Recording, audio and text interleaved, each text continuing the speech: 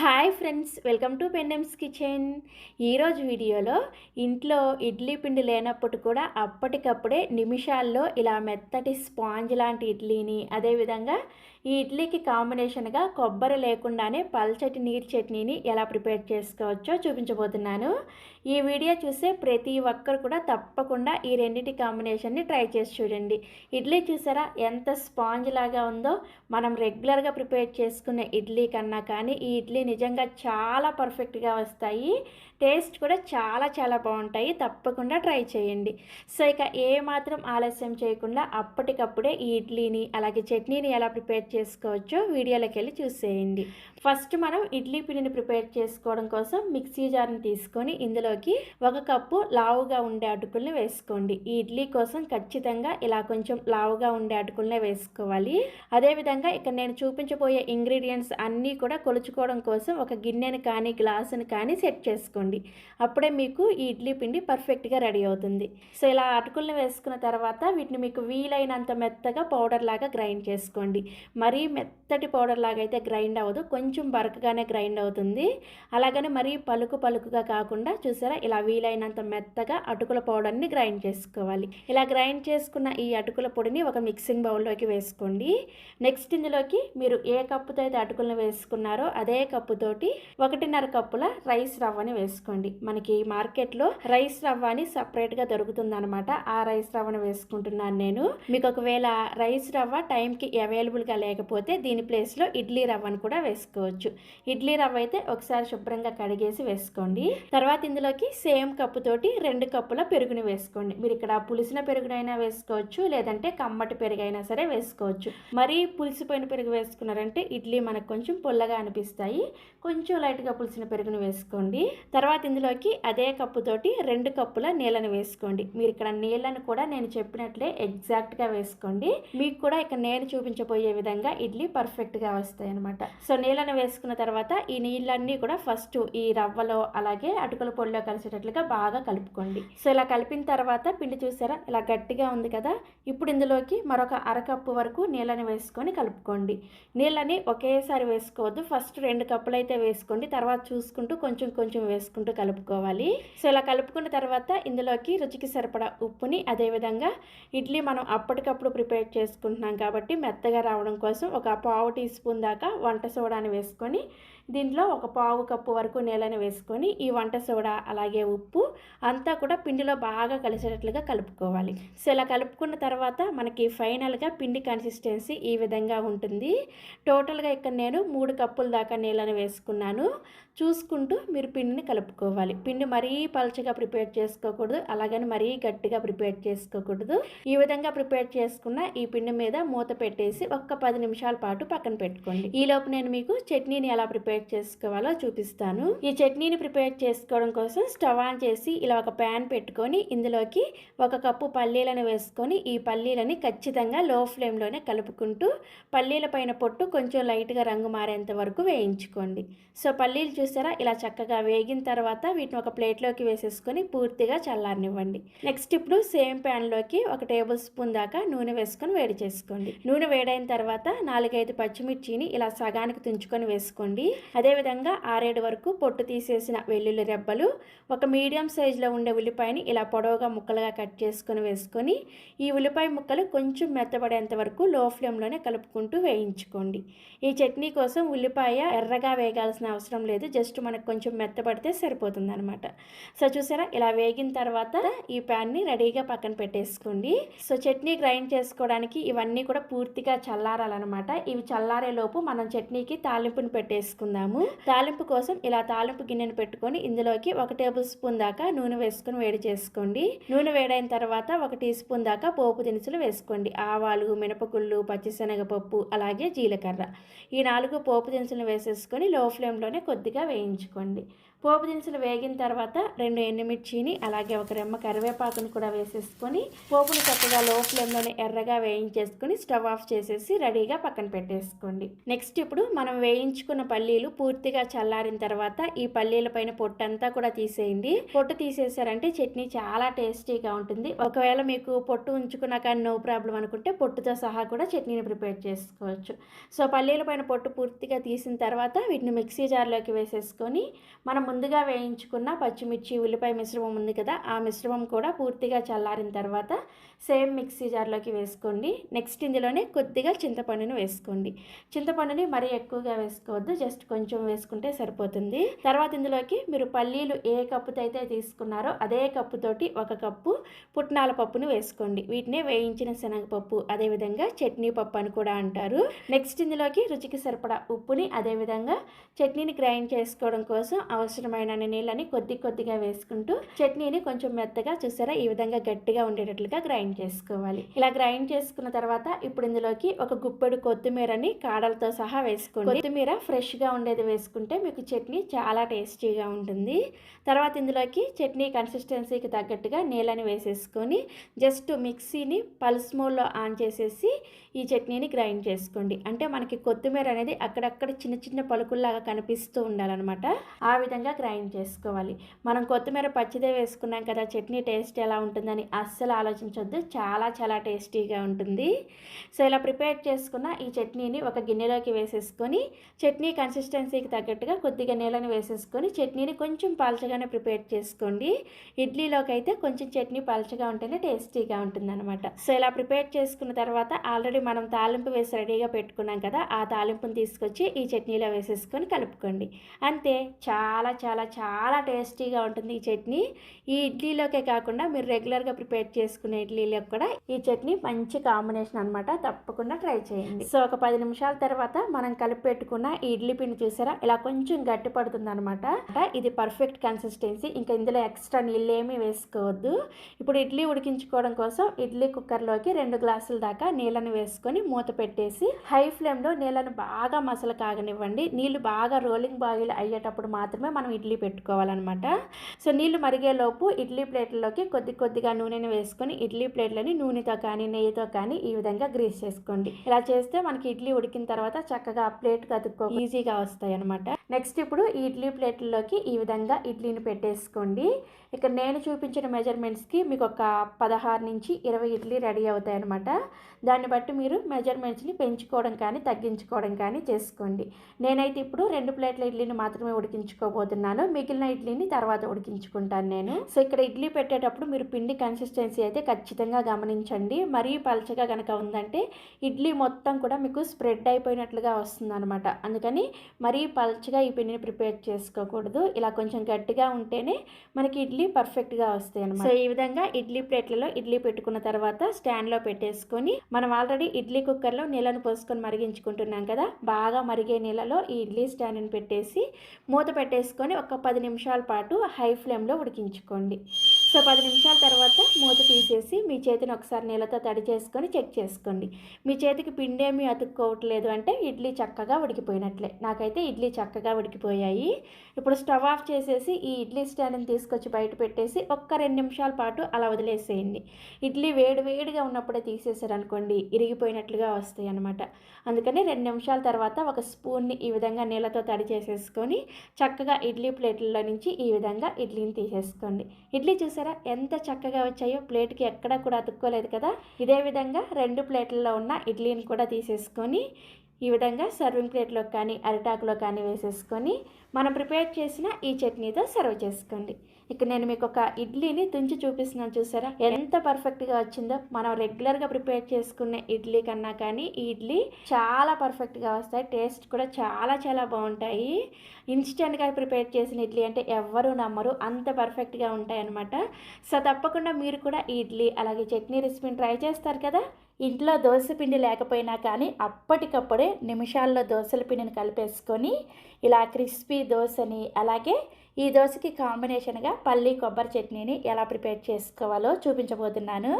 వీడియోని స్కిప్ చేయకుండా చివరి వరకు చూసి తప్పకుండా ఈ వీడియో చూసే ప్రతి ఒక్కరు కూడా ఈ దోశ అండ్ చట్నీ రెసిపీని ట్రై చేసి చూడండి.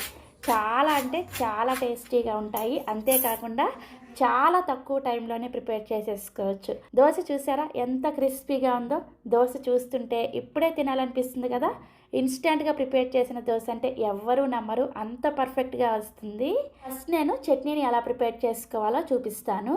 ఆ తర్వాత అప్పటికప్పుడే దోశల పిండిని కలిపేసుకొని వేడివేడిగా దోశలు వేసేసుకోవచ్చు. సో చట్నీ కోసం ఇలా ఒక ప్యాన్ పెట్టుకొని ప్యాన్ వేడైన తర్వాత 1 కప్పు పల్లీలను వేసుకొని పల్లీలని ఖచ్చితంగా లో ఫ్లేమ్లోనే ఇలా కలుపుకుంటూ పల్లీల పైన పొట్టు కొంచెం లైట్గా రంగు మారేంత వరకు వేయించుకోండి. పల్లీలని మీడియంలో కానీ హై ఫ్లేమ్లో కానీ వేయించుకుంటే తొందరగా మాడిపోతాయి అన్నమాట. అందుకని లో ఫ్లేమ్లోనే నిదానంగా వేయించుకోండి. సో పల్లీలు చూసారా ఇలా చక్కగా వేగిన తర్వాత వీటిని ఒక ప్లేట్లోకి తీసుకొని పూర్తిగా చల్లారనివ్వండి. సో పల్లీలు చల్లారేలోపు సేమ్ ప్యాన్లోకి 3-4 పచ్చిమిర్చిని ఇలా సగానికి కట్ చేసుకొని వేసుకోండి. ఇందులోనే 1 టీ స్పూన్ దాకా నూనెను కూడా వేసుకొని పచ్చిమిర్చిని కొంచెం తెల్లగా వచ్చేంత వరకు కలుపుకుంటూ లో ఫ్లేమ్లోనే వేయించుకోండి. సో పచ్చిమిర్చి చూసారా ఇలా తెల్లగా వేగిన తర్వాత ఇందులోకి 2 ఎండుమిర్చిని, అలాగే మీరు ఏ కప్పుతో అయితే పల్లీలను తీసుకున్నారో అదే కప్పుతోటి 1 కప్పు పచ్చి కొబ్బరి ముక్కల్ని వేసుకోండి. నేను ఇక్కడ కొబ్బరికి వెనక భాగా నుండే బ్రౌన్ పార్ట్ని తీసేసుకొని వేసుకుంటున్నాను. నెక్స్ట్ ఇందులోనే 1/2 కప్పు వరకు పుట్నాల పప్పుని వేసుకోండి. వీటినే వేయించిన శనగపప్పు అలాగే చట్నీ పప్పు అని కూడా అంటారు. ఇలా కొబ్బరి, ఎండుమిర్చి అలాగే పుట్నాల పప్పు వీటిని వేసుకున్న తర్వాత లో టు మీడియం ఫ్లేమ్లో జస్ట్ 1 నిమిషం పాటు వేయించుకోండి, సరిపోతుంది. వీటిని ఎక్కువసేపు వేయించాల్సిన అవసరం లేదు. జస్ట్ ఇలా 1 నిమిషం వేయించేసుకున్న తర్వాత స్టవ్ ఆఫ్ చేసేసి ఈ మిశ్రమం మొత్తాన్ని కూడా పూర్తిగా చల్లారనివ్వండి. సో పల్లీలు పూర్తిగా చల్లారిన తర్వాత మీరు కావాలంటే పల్లీల పైన పొట్టు తీసేసుకోండి, లేదు అంటే పొట్టుతో సహా కూడా చట్నీని ప్రిపేర్ చేసుకోవచ్చు. నేనైతే ఇక్కడ సగం పల్లీలకు మాత్రమే పొట్టు తీసుకున్నాను, మిగిలిన సగం పల్లీలని పొట్టుతో సహా వేసేసుకుంటున్నాను. సో ఇలా పొట్టు తీసేసిన పల్లీలని మిక్సీ జార్లోకి వేసుకోండి. నెక్స్ట్ ఇందులోకి మనం వేయించుకున్న పచ్చిమిర్చి, ఎండుమిర్చి, కొబ్బరి అలాగే పుట్నాల పప్పు ఉన్నాయి కదా, ఈ మిశ్రమం మొత్తాన్ని కూడా పూర్తిగా చల్లారిన తర్వాత మిక్సీ జార్లోకి వేసుకొని ఇందులోనే కొద్దిగా చింతపండుని వేసుకోండి. చింతపండుని మరీ ఎక్కువగా వేసుకోకూడదు, కొంచెం వేసుకున్న తర్వాత రుచికి సరిపడా ఉప్పును కూడా వేసేసుకొని ఫస్ట్ నీళ్ళేమీ వేసుకోకుండా ఈ చట్నీని కొంచెం కోర్స్ పౌడర్ లాగా గ్రైండ్ చేసుకోండి.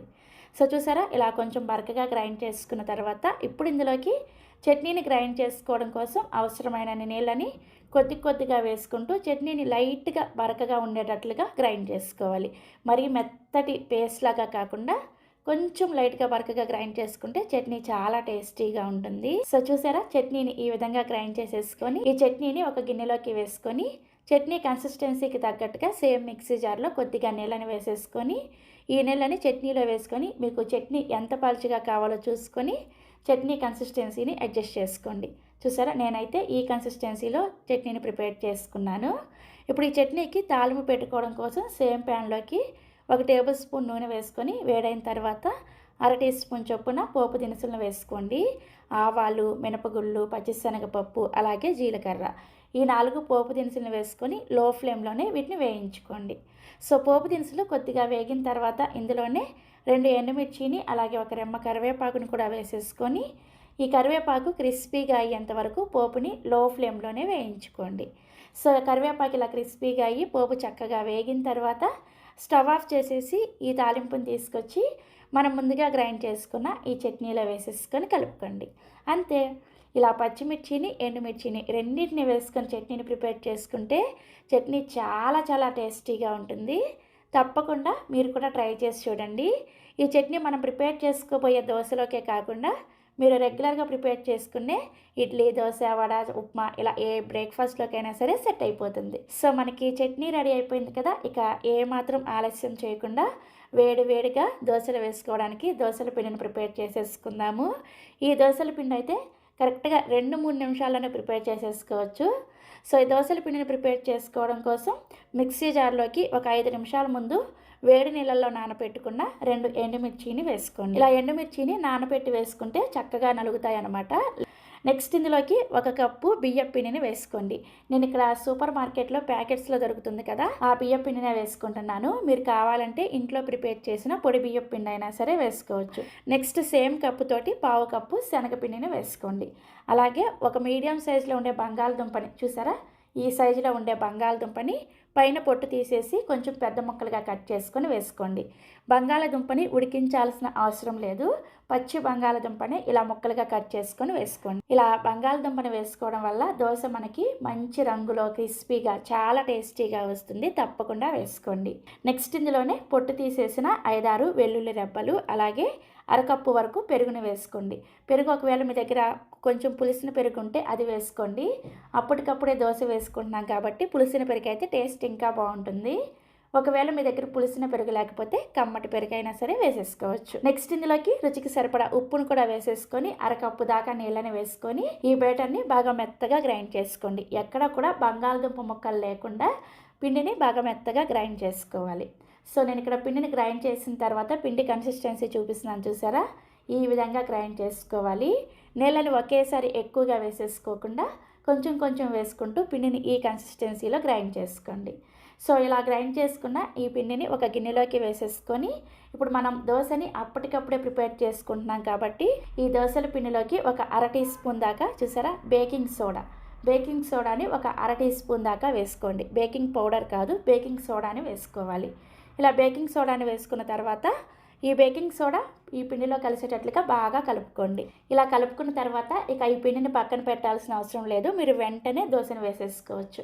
సో దోశ వేసుకోవడం కోసం స్టవ్ మీద ఇలా దోశల పెనాన్ని పెట్టేసుకొని పెనం హై ఫ్లేమ్లో బాగా వేడైన తర్వాత ఇలా కొద్దిగా నీళ్ళని చిలకరించుకొని టిష్యూ పేపర్తో పెనాన్ని శుభ్రంగా క్లీన్ చేసేయండి. ఇలా క్లీన్ చేసిన తర్వాత మంటని లో ఫ్లేమ్లోకి పెట్టుకొని మనం ప్రిపేర్ చేసుకున్న ఈ దోశల పిండిని ఇలా ఒక గరిటె వరకు వేసుకొని దోశని పల్చగా స్ప్రెడ్ చేసుకోండి. మీరు మంటని లో ఫ్లేమ్లో పెట్టుకుంటే దోశ పల్చగా స్ప్రెడ్ అవుతుంది.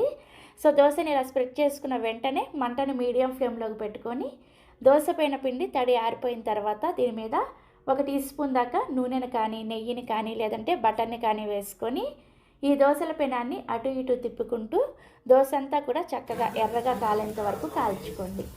మంటని మీడియం ఫ్లేమ్లో పెట్టి కాల్చుకుంటేనే దోశ చక్కగా ఎర్రగా కాలుతుందనమాట. సో దోశ చూసారా, ఇలా చక్కగా ఎర్రగా కాలిన తర్వాత మీకు నచ్చిన షేప్లో ఫోల్డ్ చేసుకోండి. నాకైతే పర్సనల్గా దోశని ఈ విధంగా ఫోల్డ్ చేసుకుంటేనే చాలా ఇష్టం. సో దోశ చూసారా ఎంత క్రిస్పీగా వచ్చిందో. అప్పటికప్పుడు ప్రిపేర్ చేసిన దోశ అంటే ఎవరైనా నమ్ముతారా? మనం రెగ్యులర్గా ప్రిపేర్ చేసుకునే దోశలాగే చాలా పర్ఫెక్ట్గా వస్తుంది. సో నెక్స్ట్ ఇదే విధంగా మిగిలిన పిండితో దోశలు వేసేసుకోండి. అయితే ప్రతిసారి కూడా దోశ వేసుకునే ముందు ఇలా దోశల పెనాన్ని క్లీన్ చేసుకొని మంటని లో ఫ్లేమ్లో పెట్టుకొని మాత్రమే దోశ వేసుకోండి. అప్పుడే మీకు అన్ని దోశలు కూడా పర్ఫెక్ట్గా వస్తాయి అన్నమాట. ఇక్కడ నేను చూపించిన మెజర్మెంట్స్కి మీకు ఒక 8 నుంచి 10 దోశలు రెడీ అవుతాయి. దాన్ని బట్టి మీరు మెజర్మెంట్స్ని పెంచుకోవడం కానీ తగ్గించుకోవడం కానీ చేసుకోండి. సో ఇలా చక్కగా దోశలు వేసేసుకొని మనం ప్రిపేర్ చేసిన ఈ పల్లి కొబ్బరి చట్నీతో సర్వ్ చేసుకోండి. ఇక నేను మీకు ఒక దోశ చూపిస్తున్నాను చూసారా, ఎంత క్రిస్పీగా ఉందో. సౌండ్ వినిపిస్తుంది కదా. టేస్ట్ కూడా చాలా చాలా బాగుంటుంది. తప్పకుండా మీరు కూడా ఈ దోశ అండ్ చట్నీ రెసిపీని ట్రై చేసి చూడండి. ఉదయం బ్రేక్ఫాస్ట్లోకైనా ఈవినింగ్ స్నాక్స్లోకైనా అప్పటికప్పుడే ఒక 10 నుంచి 15 నిమిషాల్లోనే ఇలా చక్కటి మైసూర్ బోండాల్ని, అదేవిధంగా ఈ మైసూర్ బోండాలకి కాంబినేషన్గా టేస్టీ చట్నీని ఎలా ప్రిపేర్ చేసుకోవచ్చో చూపించబోతున్నాను. ఈ వీడియో చూసే ప్రతి ఒక్కరు కూడా ఈ రెండిటి కాంబినేషన్ని ఒక్కసారైనా సరే ట్రై చేసి చూడండి. చాలా చాలా టేస్టీగా ఉంటాయి. ఫస్ట్ మనం మైసూర్ బోండా కోసం పిండిని కలుపుకుందాము. ఈ పిండిని కలుపుకోవడం కోసం ఒక మిక్సింగ్ బౌల్ తీసుకొని ఇందులోకి 1 కప్పు పెరుగుని వేసుకోండి. మీరు ఇక్కడ పులిసిన పెరుగైనా వేసుకోవచ్చు, లేదంటే కమ్మటి పెరుగైనా సరే వేసుకోవచ్చు. తర్వాత ఇందులోకి రుచికి సరిపడా ఉప్పును కూడా వేసేసుకొని 1 టీ స్పూన్ దాకా చక్కెరని వేసుకోండి. ఇలా చక్కెర వేసుకోవడం వల్ల మైసూర్ బోండాలు మంచి రంగులో వేగుతాయి అన్నమాట. నెక్స్ట్ ఇందులోకి 2 టేబుల్ స్పూన్ల దాకా నూనెను కూడా వేసేసుకొని పెరుగులో ఎక్కడా కూడా గడ్డలు అనేది లేకుండా బాగా క్రీమీగా వచ్చే విధంగా విస్కర్తో కానీ స్పూన్తో కానీ బాగా కలుపుకోండి. పెరుగు మనకి ఎక్కడ కూడా గడ్డలు అనేది ఉండకూడదు అనమాట. అందుకని బాగా బీట్ చేసుకుంటూ కలుపుకోండి. పెరుగు చూసారా ఇలా క్రీమీగా అయిన తర్వాత ఇప్పుడు ఇందులోకి 1/2 టీ స్పూన్ దాకా వంట సోడాని, అదేవిధంగా 1 టేబుల్ స్పూన్ దాకా జీలకర్రను కూడా వేసేసుకొని ఈ వంట సోడా అంతా కూడా పెరుగులో బాగా కలిసేటట్లుగా విస్కర్తో కలుపుకోండి. సో పెరుగులో వంట సోడా చక్కగా కలిసింది అంటే పెరుగు ఇలా చక్కగా నురగల్లాగా వస్తుందన్నమాట. ఇలా వచ్చిన తర్వాత మాత్రమే ఇందులోకి 1 కప్పు దాకా మైదా పిండిని వేసుకోండి. నెక్స్ట్ ఇందులోనే 1 కప్పు గోధుమ పిండిని వేసుకోండి. మీరు కావాలంటే 2 కప్పుల మైదా పిండిని వేసుకొని ప్రిపేర్ చేసుకోవచ్చు. అదేవిధంగా 2 కప్పుల గోధుమ పిండిని వేసుకొని కూడా ప్రిపేర్ చేసుకోవచ్చు. నేనైతే ఇక్కడ 1 కప్పు మైదా పిండిని 1 కప్పు గోధుమ పిండిని వేసుకున్నాను. నెక్స్ట్ ఇందులోకి 2 టేబుల్ స్పూన్ల బియ్యం పిండిని వేసుకోండి. అంటే 1 కప్పు పిండికి 1 టేబుల్ స్పూన్ చొప్పున 2 టేబుల్ స్పూన్ల బియ్యం పిండిని వేసుకోవాలి. ఇలా బియ్యం పిండిని వేసుకోవడం వల్ల మైసూర్ బోండాలు వేగిన తర్వాత పై లేయర్ బాగా క్రిస్పీగా ఉంటుందన్నమాట. సో ఇవన్నీ కూడా పెరుగులో కలిసేటట్లుగా బాగా కలుపుకోండి. ఇలా కలుపుకున్న తర్వాత కొద్దిగా నీళ్ళని వేసుకుంటూ ఈ పిండిని మనం బోండాలు వేసుకోవడానికి వీలుగా వచ్చే విధంగా కలుపుకోవాలి. నీళ్ళని ఒకేసారి ఎక్కువగా వేసేసుకోకుండా కొంచెం నీళ్ళని వేసుకుంటూ పిండిని చూసుకుంటూ కలుపుకోండి. అదేవిధంగా పిండిని ఇక్కడ నేను మీకు వీడియోలో చూపిస్తున్నాను చూసారా, ఈ విధంగా పైకి కిందకి కొడుతూ ఈ విధంగా ట్యాప్ చేస్తున్నట్లుగా కలుపుకోవాలన్నమాట. ఇలా కలుపుకుంటే పిండిలో ఎక్కడా కూడా మీకు ఉండలుగా లేకుండా చక్కగా స్మూత్గా వస్తుంది. పిండి స్మూత్గా వస్తేనే మీకు మైసూర్ బోండాలు పర్ఫెక్ట్గా వస్తాయి అన్నమాట. సో మొత్తానికి ఒక 5-6 నిమిషాల పాటు పిండిని కలిపిన తర్వాత పిండి కన్సిస్టెన్సీ చూడండి ఈ విధంగా ఉండాలి. ఇలా బోండాలు వేసుకోవడానికి వీలుగా ఉండే విధంగా పిండిని కలుపుకోవాలి. పిండి కన్సిస్టెన్సీ మరీ గట్టిగా ఉండకూడదు, అలాగని మరీ పల్చగా ఉండకూడదు. ఇక్కడ నేను మీకు వీడియోలో చూపిస్తున్నాను చూసారు కదా, ఈ కన్సిస్టెన్సీలో పిండిని రెడీ చేసుకోవాలి. అదేవిధంగా పిండిలో ఎక్కడా కూడా ఉండలు లేకుండా స్మూత్గా వచ్చే విధంగా కలుపుకోండి. ఇలా కలుపుకున్న పిండి మీద మూత పెట్టేసి ఒక 5 నిమిషాల పాటు పక్కన పెట్టేసుకోండి. గంటలు పిండిని నానబెట్టాల్సిన అవసరం లేదు. జస్ట్ ఒక 5 నిమిషాలు అయితే పిండి చక్కగా సెట్ అవుతుంది అనమాట. ఈలోపు నేను మీకు చట్నీని ఎలా ప్రిపేర్ చేసుకోవాలో చూపిస్తాను. ఈ చట్నీని ప్రిపేర్ చేసుకోవడం కోసం ప్యాన్లోకి 1 కప్పు పల్లీలను వేసుకొని ఈ పల్లీలని లో ఫ్లేమ్లోనే కొంచెం లైట్గా రంగు మారేంత వరకు వేయించుకోండి. సో పల్లీలు చూసారా, ఇలా కొంచెం రంగు మారిన తర్వాత ఇందులోకి 1 టీ స్పూన్ దాకా నూనెని వేసుకొని మీరు తినే కారానికి తగ్గట్టుగా 2-3 పచ్చిమిర్చిని, అదేవిధంగా 2-3 ఎండుమిర్చిని కూడా వేసేసుకొని 1 ఇంచి అల్లం ముక్కని, 2 వెల్లుల్లి రెబ్బల్ని పొట్టుతో సహా వేసుకొని ఈ పచ్చిమిర్చిని ఎండుమిర్చిని లో ఫ్లేమ్లోనే కొద్దిగా వేయించుకోండి. సో పచ్చిమిర్చి ఇలా కొద్దిగా వేగిన తర్వాత ఇందులోకి మీరు పల్లీలు తీసుకున్న కప్పుతోనే 1 కప్పు పుట్నాల పప్పుని వేసుకోండి. వీటినే వేయించిన శనగపప్పు, అదేవిధంగా చట్నీ పప్పు అని కూడా అంటారు. నెక్స్ట్ ఇందులోకి ఒక 1/2 కప్పు నుంచి 1/4 కప్పు వరకు పచ్చి కొబ్బరి ముక్కల్ని వేసుకోండి. ఈ చట్నీకి పచ్చి కొబ్బరి అయితేనే టేస్ట్ చాలా బాగుంటుంది. తర్వాత ఇందులోకి 1 రెబ్బ చింతపండుని వేసుకోండి. చింతపండుని మరీ ఎక్కువగా వేసుకోకూడదు, జస్ట్ ఒక చిన్న ముక్క వేసుకుంటే సరిపోతుంది. వీటన్నిటిని కూడా జస్ట్ 1 నిమిషం పాటు లో ఫ్లేమ్లో వేయించుకోండి. మనం పుట్నాల పప్పుని అదేవిధంగా కొబ్బరిని వేసిన తర్వాత ఎక్కువసేపు వేయించకూడదు, 1 నిమిషం వేయించుకుంటే సరిపోతుంది. 1 నిమిషం వేయించుకున్న తర్వాత స్టవ్ ఆఫ్ చేసేసి ఈ మిశ్రమం మొత్తాన్ని కూడా పూర్తిగా చల్లారనివ్వండి. సో ఈ చట్నీ మిశ్రమం పూర్తిగా చల్లారిన తర్వాత మిక్సీ జార్లోకి వేసేసుకొని రుచికి సరిపడా ఉప్పుని, అదేవిధంగా చట్నీని గ్రైండ్ చేసుకోవడం కోసం అవసరమైన నీళ్ళని ఒకేసారి కాకుండా కొద్దిగా నీళ్ళని వేసుకుంటూ చట్నీని గ్రైండ్ చేసుకోవాలి. చూసారా, ఈ విధంగా చట్నీని గ్రైండ్ చేసేసుకొని ఈ చట్నీని ఒక గిన్నెలోకి తీసేసుకొని చట్నీ కన్సిస్టెన్సీకి తగ్గట్టుగా నీళ్ళని వేసుకొని చట్నీని కలుపుకోండి. మైసూర్ బోండాకైతే చట్నీ కొంచెం పలచగా ఉంటేనే టేస్టీగా ఉంటుంది, దాన్ని బట్టి నీళ్ళని చూసుకొని వేసుకోండి. సో నేనైతే ఈ కన్సిస్టెన్సీలో చట్నీని రెడీ చేసుకున్నాను. ఇప్పుడు ఈ చట్నీకి తాలింపు పెట్టుకోవడం కోసం సేమ్ ప్యాన్లోకి 1 టీ స్పూన్ దాకా నూనెను వేసుకొని వేడి చేసుకోండి. నూనె వేడైన తర్వాత పోపు దినుసులు వేసుకోండి. ఆవాలు, మినపగుళ్ళు, పచ్చిశనగపప్పు, జీలకర్ర, అలాగే 1 ఎండుమిర్చిని కూడా వేసేసుకొని ఈ పోపు దినుసుల్ని లో ఫ్లేమ్లోనే వేయించుకోండి. సో పోపు దినుసులు కొద్దిగా వేగిన తర్వాత 1 రెమ్మ కరివేపాకును కూడా వేసేసుకొని కరివేపాకు క్రిస్పీగా అయ్యేంత వరకు లో ఫ్లేమ్లోనే చక్కగా ఈ పోపుని వేయించేసుకొని ఈ పోపుని తీసుకొచ్చి మనం గ్రైండ్ చేసుకున్న ఈ చట్నీలో వేసేసుకొని కలుపుకోండి.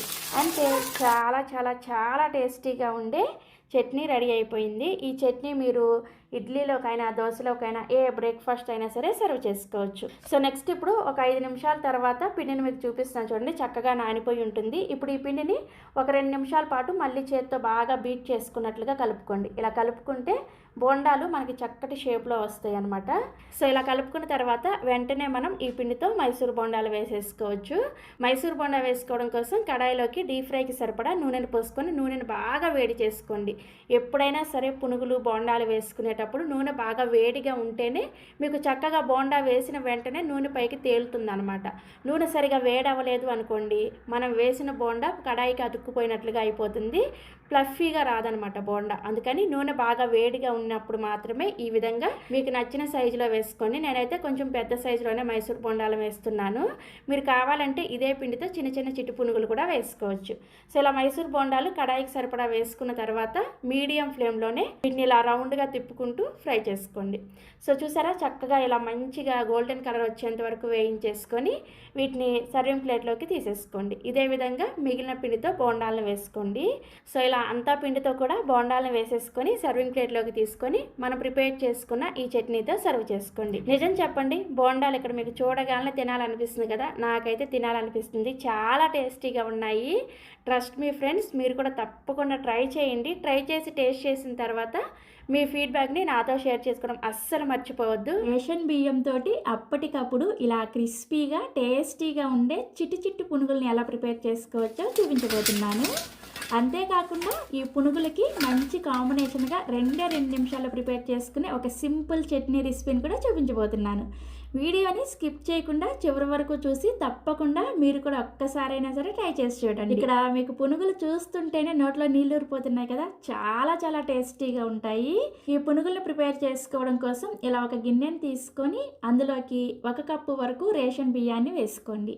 వీటిని 1కి 2 సార్లు శుభ్రంగా కడిగేసి ఆ నీళ్ళన్నీ కూడా తీసేసి మళ్ళీ తిరిగి నీళ్ళని పోసుకొని ఈ బియ్యాన్ని కనీసం 1 గంట సేపు అయినా సరే నానబెట్టుకోండి.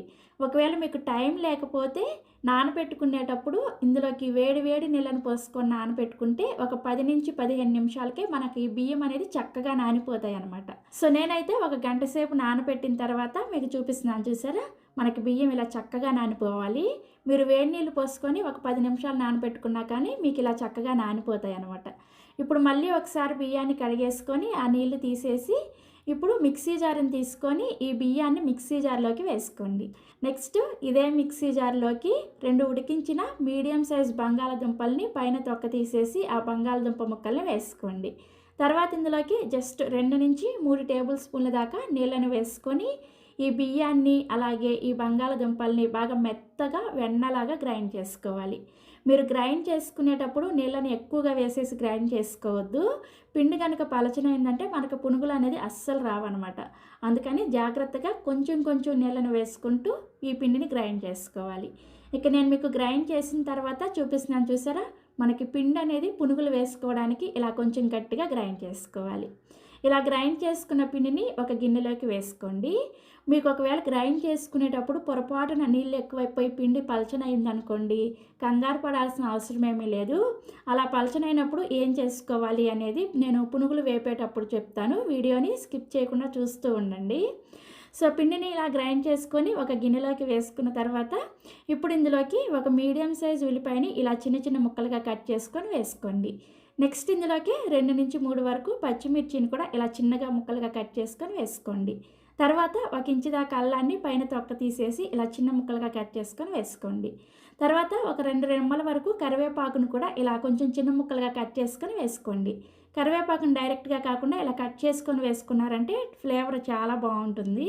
నెక్స్ట్ ఇందులోనే సన్నగా తరిగిన కొత్తిమీర కూడా కొద్దిగా వేసుకొని 1 టీ స్పూన్ దాకా జీలకర్రను వేసుకోండి. చివరగా రుచికి సరిపడా ఉప్పును కూడా వేసేసుకొని ఇవన్నీ కూడా పిండిలో కలిసేటట్లుగా ఒక 2-3 నిమిషాల పాటు స్పూన్తోనే బాగా కలుపుకోండి. మీరు కావాలంటే చేత్తో అయినా సరే కలుపుకోవచ్చు. సో ఒక 2 నిమిషాల పాటు బాగా కలుపుకున్నారంటే పిండి మనకి చక్కగా కలుస్తుంది అనమాట. సో పిండిని ఇలా కలుపుకున్న తర్వాత ఒకసారి సాల్ట్ని చెక్ చేసుకోండి. మీకు ఒకవేళ పిండిలో సాల్ట్ సరిపోలేదనుకోండి, మళ్ళీ కొద్దిగా వేసుకొని పిండిని కలుపుకోవచ్చు.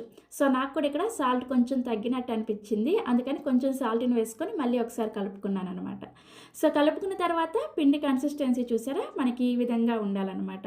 అంటే మనకి పునుగులు వేసుకోవడానికి పిండి అనేది మరీ పల్చగా లేకుండా ఇలా మీడియంగా ఉంటే పునుగులు వేసుకోవడానికి పర్ఫెక్ట్గా వస్తాయి అనమాట. పునుగులు వేసుకొని చూడండి, ఇలా పర్ఫెక్ట్గా ఉండేటట్లుగా పిండిని రెడీ చేసుకోవాలి. ఇలా రెడీ చేసుకున్న తర్వాత ఈ గిన్నె మీద మూత పెట్టేసి ఒక 2 నిమిషాల పాటు పిండిని పక్కన పెట్టుకోండి. పిండి చక్కగా సెట్ అయిపోతుంది. ఈలోపు మనం చట్నీని ప్రిపేర్ చేసేసుకోవచ్చు. ఈ చట్నీని ప్రిపేర్ చేసుకోవడం కోసం ఇలా ఒక మిక్సీ జార్ని తీసుకొని అందులోకి 1 కప్పు వరకు పచ్చి కొబ్బరి ముక్కల్ని వేసుకోండి. నెక్స్ట్ ఇందులోనే మీరు ఏ కప్పుతో కొబ్బరి వేసుకున్నారో అదే కప్పుతోటి అరకప్పు వరకు పుట్నాల పప్పుని వేసుకోండి. వేయించిన శనగపప్పు, చట్నీ పప్పు అని కూడా అంటారనమాట. తర్వాత ఇందులోకి ఒక 5 నుంచి 6 వరకు ఎండుమిర్చి, ఒక చిన్న ముక్క చింతపండుని వేసుకోండి. నెక్స్ట్ 3 వెల్లుల్లి రేకల్ని పైన తొక్కతో సహా వేసుకోండి. చివరగా రుచికి సరిపడా ఉప్పుని, అలాగే వీటిని గ్రైండ్ చేసుకోవడానికి అవసరమైన నీళ్ళని వేసుకొని చట్నీని కొంచెం లైట్గా బరకగా గ్రైండ్ చేసుకోండి. గ్రైండర్లో వేస్తే మనకి ఎలా కొంచెం బరకగా వస్తుందో ఆ విధంగా గ్రైండ్ చేసుకోవాలి. ఇక నేను మీకు గ్రైండ్ చేశాక చూపిస్తున్నాను, చూసారా? ఇలా కొంచెం బరకగా గ్రైండ్ చేసుకొని ఈ చట్నీని ఒక గిన్నెలోకి వేసుకొని ఇదే మిక్సీ జార్లోకి 1 కప్పు వరకు నీళ్ళను వేసుకొని ఈ నీళ్ళను కూడా ఈ చట్నీలో వేసుకొని చట్నీని కొంచెం పలుచగా ప్రిపేర్ చేసుకోండి. పునుగుల్లోకి చట్నీ కొంచెం పలుచగా ఉంటేనే టేస్టీగా ఉంటుందన్నమాట. సో చట్నీని ఇలా ప్రిపేర్ చేసుకున్న తర్వాత ఈ చట్నీలో నార్మల్గా మీరు డైలీ పోపు ఎలా పెట్టుకుంటారో అదే విధంగా పోపు పెట్టేసుకొని చట్నీలో వేసుకొని కలుపుకోండి. ఏం లేదు, 1 టేబుల్ స్పూన్ నూనెలో తాలింపు గింజలు వేసేసి 1 ఎండుమిర్చి, కరివేపాకు వేసేసి ఆ తాలింపును చక్కగా ఈ చట్నీలో వేసేసుకొని కలుపుకోండి. సో చూసారా చట్నీ ఎంత సింపుల్గా ప్రిపేర్ చేసుకోవచ్చో, చాలా చాలా టేస్టీగా ఉంటుంది. ఇలా ప్రిపేర్ చేసుకున్న చట్నీ ఈ పునుగుల్లోకే కాకుండా ఇడ్లీలోకైనా, దోశలోకైనా చాలా చాలా టేస్టీగా ఉంటుంది. తప్పకుండా ట్రై చేయండి. సో మనం చట్నీ ప్రిపేర్ చేసుకున్న తర్వాత మనం ముందుగా ప్రిపేర్ చేసుకున్న పిండి మీద మూత తీసి మీకు చూపిస్తున్నాను, చూసారా? మనకి పిండి అనేది చక్కగా సెట్ అయిపోయింది. ఇప్పుడు వెంటనే ఈ పిండితోటి పునుగులు వేసేసుకుందాము. పునుగులు వేసుకోవడం కోసం స్టవ్ మీద కడాయిలోకి డీప్ ఫ్రైకి సరిపడా నూనెను పోసుకొని వేడి చేసుకోండి. నూనె అనేది బాగా వేడిగా ఉన్నప్పుడు మనం పునుగులు వేసుకోవాలన్నమాట. అప్పుడే మీకు పునుగులు అనేది చక్కగా పొంగుతాయి అన్నమాట. నూనె సరిగా వేడవలేదు అంటే పునుగులు మీకు సరిగా పొంగవన్నమాట. అందుకని నూనె బాగా వేడిగా ఉన్నప్పుడు మనం ప్రిపేర్ చేసుకున్న పిండిని చూడండి ఇలా ఒక సైడ్ నుంచి కొద్దిగా తీసుకొని చిన్నగా ఈ విధంగా నూనెలోకి డ్రాప్ చేసుకోండి. మీరు ఇలా ఒక సైడ్ నుంచి తీసుకొని వేసుకున్నారంటే పునుగులు చక్కగా మంచి షేప్లో వస్తాయి అన్నమాట. సో ఇలా చక్కగా కడాయికి సరిపడా పునుగులను వేసుకోండి. మరీ ఎక్కువగా వేసేసుకున్నారంటే ఇవి ఒకదానికొకటి అతుక్కుంటాయి అన్నమాట. అందుకని ఫ్రీగానే ఇవి పునుగులను వేసుకోవాలి. సో ఇలా పునుగులను వేసుకున్న తర్వాత మంటను మీడియం ఫ్లేమ్లోకి పెట్టుకొని వెంటనే వీటిని కలపకుండా ఒక 30 సెకండ్ల పాటు అలా వదిలేసేసి ఒక 30 సెకండ్ల తర్వాత వీటిని నెమ్మదిగా ఈ విధంగా కలుపుకుంటూ ఫ్రై చేసుకోండి. వెంటనే కలిపేశారంటే ఇవి ముద్దలాగా అయిపోతాయి అన్నమాట. అందుకని పునుగులు వేసిన తర్వాత కొంచెం సేపు వెయిట్ చేసి ఆ తర్వాత ఈ విధంగా పునుగుల్ని రౌండ్గా కలుపుకుంటూ చక్కగా ఫ్రై చేసుకోండి. ఒకవేళ మీకు పిండి పలచనైతే ఏం చేయాలి చెప్తానని చెప్పాను కదా. మీకు పొరపాటున పిండి గ్రైండ్ చేసుకున్న తర్వాత పలచగా అనిపిస్తే పునుగులు సరిగా మంచి షేప్లో రావన్నమాట. అలాంటప్పుడు మీరు ఒక 2 టేబుల్ స్పూన్ల దాకా గోధుమ పిండిని కానీ బియ్యం పిండిని కానీ వేసుకొని కలుపుకోండి. అప్పుడు మీకు పునుగులు పర్ఫెక్ట్గా వస్తాయి అన్నమాట. పిండి మనకు కొంచెం గట్టిగా అవుతుంది కదా, అప్పుడు పునుగులు పర్ఫెక్ట్గా వస్తాయి. అలాగని మరీ పలచగా గ్రైండ్ చేసేసుకొని గోధుమ పిండి, బియ్యం పిండి ఎక్కువ వేసేసారంటే పునుగుల టేస్ట్ కూడా మారిపోతుంది అనమాట. జస్ట్ పొరపాటున కొంచెం లూజ్ అయితే పిండిని ఆ విధంగా ప్రిపేర్ చేసుకోండి. సో పునుగుల్ని మీడియం ఫ్లేమ్లోనే చక్కగా ఫ్రై చేసుకోవాలి. ఈ పునుగులు నూనె పీల్చుతాయనే డౌట్ కూడా అవసరం లేదు, చాలా బాగా వస్తాయి. నూనె కూడా ఎక్కువ పీల్చవన్నమాట. సో పునుగులు చూసారా ఇలా చక్కగా మంచి గోల్డెన్ కలర్లో ఫ్రై అయిన తర్వాత వీటిని మీరు కావాలంటే టిష్యూ నాప్కిన్ వేసుకున్న ప్లేట్లోకి తీసుకోండి. ఎక్స్ట్రా ఆయిల్ ఏమైనా ఉంటే పీల్ చేస్తుంది అనమాట. సో ఇలా చక్కగా పునుగులు వేసుకొని ఒక గిన్నెలోకి తీసుకొని నెక్స్ట్ ఇదే విధంగా రెండో బ్యాచ్ పునుగులు కూడా వేసుకోవాలి. అయితే రెండో బ్యాచ్ పునుగులు వేసుకునేటప్పుడు ఈ నూనెని మరొక్క నిమిషం పాటు బాగా వేడి చేసుకోండి. ఎందుకంటే పునుగులు మనం ఫ్రై చేసుకునే లోపు నూనె వేడి అనేది కొద్దిగా తగ్గుంటుంది అనమాట. అప్పుడు మీరు పునుగులు వేసుకున్నారంటే ఇవి ముందు వచ్చినట్లుగా సరిగా పొంగవన్నమాట. అందుకని 1 నిమిషం పాటు వెయిట్ చేసి ఆ తర్వాత మళ్ళీ రెండో వైపు పునుగులను వేసుకొని ఈ పునుగులను కూడా పునుగులు వేసిన వెంటనే కలపకుండా ఒక 30 సెకండ్ల పాటు వెయిట్ చేసి ఆ తర్వాత పునుగులను చక్కగా ఇలా రౌండ్గా తిప్పుకుంటూ కలుపుకుంటూ చక్కగా మంచి గోల్డెన్ కలర్ వచ్చేంత వరకు మీడియం ఫ్లేమ్లోనే ఫ్రై చేసుకోండి. మీరు లో ఫ్లేమ్లో ఫ్రై చేసుకుంటే ఇవి నూనెను ఎక్కువగా పీల్ చేస్తాయి. అదే హై ఫ్లేమ్లో ఫ్రై చేసుకుంటే పైన రంగు వచ్చేసి లోపల పచ్చిగా ఉంటాయి అన్నమాట. అందుకని జాగ్రత్తగా మీడియం ఫ్లేమ్లోని ఇలా కలుపుకుంటూ చూసారా ఇలా మంచి రంగు వచ్చిన తర్వాత వీటిని కూడా తీసేసి ఒక గిన్నెలోకి వేసుకోండి. సో ఇలా చక్కగా అన్ని పునుగులను కూడా వేసేసుకొని ఒక సర్వింగ్ ప్లేట్లోకి తీసుకోండి. పునుగులు చూసారా ఎంత క్రిస్పీగా ఉన్నాయో, మీకు ఇప్పుడే తినాలనిపిస్తుంది కదా. సో ఇలా పునుగులను ప్లేట్లోకి వేసుకొని మనం ప్రిపేర్ చేసుకున్న ఈ కొబ్బరి చట్నీతో సర్వ్ చేసుకోండి. పక్కనే కొద్దిగా ఇలా ఉల్లిపాయలు వేసుకొని సర్వ్ చేసుకోండి. చాలా చాలా టేస్టీగా ఉంటాయి. మధ్య మధ్యలో ఈ ఉల్లిపాయలు తింటూ పునుగులు తింటూ ఉంటే ఇంకేమీ అవసరం లేదనిపిస్తుంది, అంత టేస్టీగా ఉంటాయి. ఇక నేను మీకు చెప్తుంటే ఇప్పుడే తినాలనిపిస్తుంది కదా. మరి ఇంకెందుకు ఆలస్యం, తప్పకుండా మీరు కూడా ఈ టేస్టీ పునుగుల్ని వెంటనే ట్రై చేసేయండి. ట్రై చేసిన తర్వాత మీకు టేస్ట్ ఎలా అనిపించిందో ఈ వీడియో కింద కామెంట్ సెక్షన్లో నాతో షేర్ చేసుకోవడం అస్సలు మర్చిపోవద్దు. అలాగే మరిన్ని ఎమ్మీ అండ్ టేస్టీ రెసిపీస్ కోసం పెండెమ్స్ కిచెన్ని సబ్స్క్రైబ్ చేసుకొని పక్కనే వచ్చిన గంట సింబల్ని ప్రెస్ చేయండి. ఇలా గంటను ప్రెస్ చేశారంటే నేను ఏ వీడియో పెట్టినా కానీ మీకు నోటిఫికేషన్ వస్తుంది. మీరే ముందుగా ఆ వీడియోని చూసేయచ్చు అనమాట. సో తప్పకుండా ట్రై చేయండి. Thank you.